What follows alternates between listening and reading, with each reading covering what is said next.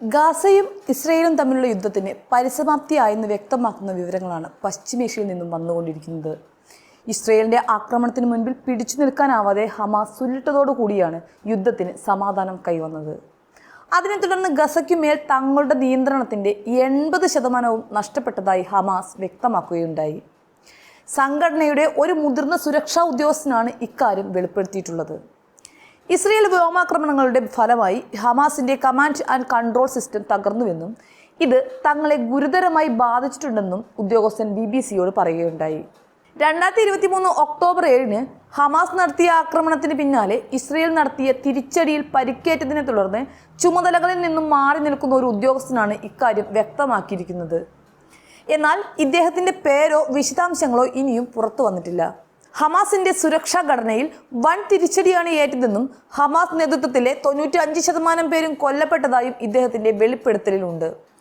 ഇസ്രയേലിനെതിരായ പോരാട്ടത്തിൽ സജീവ സാന്നിധ്യമായിരുന്ന നേതാക്കളെല്ലാം തന്നെ കൊല്ലപ്പെട്ടതായി മുൻ സൈനിക ഉദ്യോഗസ്ഥൻ വ്യക്തമാക്കുകയുണ്ടായി.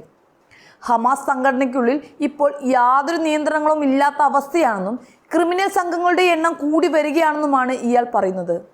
ഹമാസിന് ഇപ്പോൾ സൈനിക സംവിധാനങ്ങളില്ലെന്നും അവർ ഗറില്ല യുദ്ധതന്ത്രങ്ങളാണ് നടപ്പാക്കുന്നതെന്നും മുൻ ഇസ്രയേൽ പ്രതിരോധ മന്ത്രി യവ് ഗാലന്റ് വെളിപ്പെടുത്തിയതിന് തൊട്ട് പിന്നാലെയാണ് ഇത്തരത്തിൽ ഒരു പ്രതികരണം പുറത്തു വന്നിട്ടുള്ളത്. മുൻ ഹമാസ് ഉദ്യോഗസ്ഥന്റെ അഭിപ്രായത്തിൽ ഈ വർഷം ആദ്യം ഇസ്രയേലുമായുള്ള 57 ദിവസത്തെ വെടിനിർത്തൽ സമയത്ത് ഹമാസ് വീണ്ടും സംഘടിപ്പിക്കാൻ ശ്രമിച്ചിരുന്നു. എന്നാൽ മാർച്ചിൽ വെടിനിർത്തൽ ഇല്ലാതായ സാഹചര്യത്തിൽ ഇസ്രയേൽ ഹമാസിനെ വീണ്ടും ലക്ഷ്യം വെച്ചത് സ്ഥിതിഗതികൾ രൂക്ഷമാക്കി എന്നാണ് കരുതപ്പെടുന്നത്.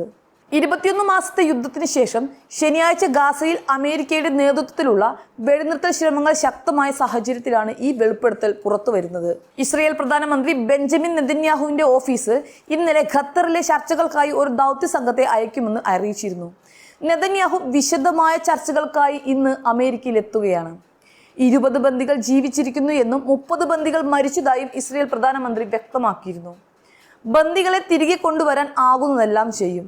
ഗസ ഇനി ഇസ്രയേലിന് ഭീഷണിയാകില്ലെന്ന് ഉറപ്പുവരുത്താൻ ദൃഢനിശ്ചയം ചെയ്തിരിക്കുന്നതായും നെതന്യാഹു അമേരിക്കയിലേക്ക് പുറപ്പെടുന്നതിന് മുൻപത്തെ പ്രസ്താവനയിൽ വ്യക്തമാക്കിയിരുന്നു.